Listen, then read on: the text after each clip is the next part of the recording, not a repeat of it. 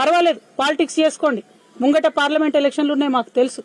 కానీ చిన్న పిల్లల జీవితాలతో దయచేసి ఆడుకోవద్దు. ఎస్సీ వెల్ఫేర్ హాస్టల్లో భువనగిరిలో 2 ఆడపిల్లలు అనుమానాస్పద పరిస్థితుల్లో చనిపోయినారు.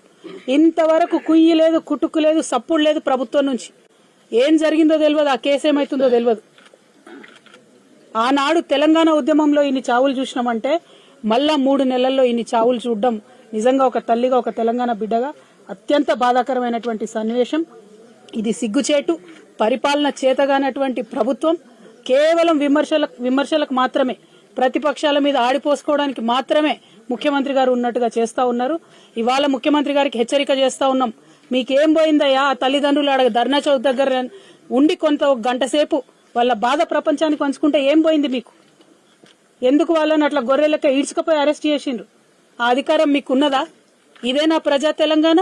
దీనికోసమేనా మీకు